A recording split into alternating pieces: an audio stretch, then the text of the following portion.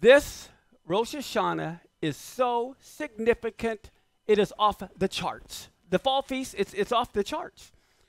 Let me just explain this way. A lot of people don't understand. English is the worst language to translate the Bible in. I mean, it's good. Yeah, I mean, it's good. But to understand, you really have to understand the original language. For example, when you hear the word feast, what do you think of? Food. When you hear seasons, what do you think of? Winter, spring, summer, fall. The English took one word, Hebrew word moed, and they translated it as seasons in Genesis, and that same word they translated as feast in Leviticus. So which one is it? They're both wrong. Okay? It means for appointed times. We are, the Gregorian calendar is based only on the sun. The Muslim calendar is based only on the moon. But God said he wanted the sun and the moon for the appointed times for when all of his festivals would happen, which is why you can only have a solar eclipse on a new moon. You can only have a lunar eclipse on a full moon. And then he put the holidays on those dates. That's why Passover's on the full moon, Sukkot's on the full moon, Rosh Hashanah's on the new moon.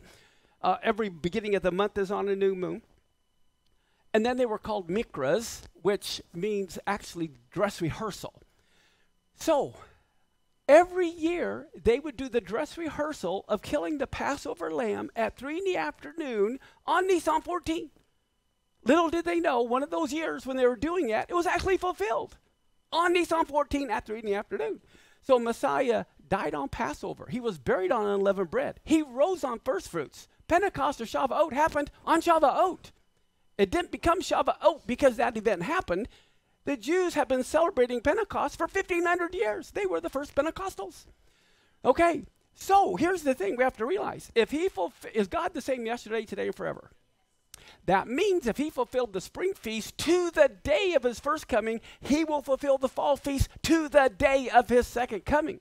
And the next feast to be fulfilled is Rosh Hashanah, the Feast of Trumpets. And guess what? It's going to happen on the Feast of Trumpets. I don't know what year.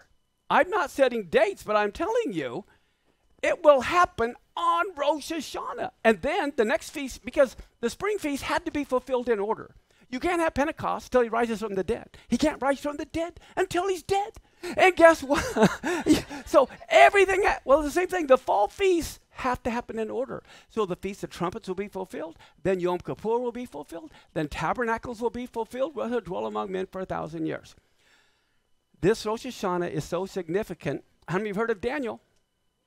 But how many of you know the prophet Daniel was Jewish? I bet you didn't know that. Okay, well, here's the thing. We know from the 7 weeks of Daniel, there's one 7-year time period left.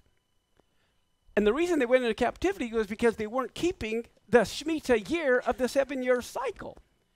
So the 7-year tribulation or week that's left isn't any random 7 years. It has to begin the beginning of a new Shemitah cycle.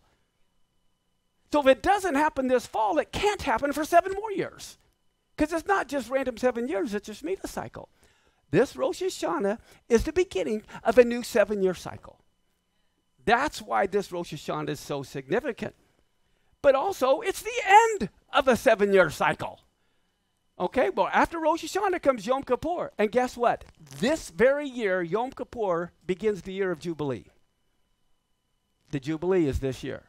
And then in Sukkot, because it's the end of the 7-year cycle, it's the Hakel, where the king of Israel gathers all of Israel together to read from the Torah. You can get the idea. This fall's significant.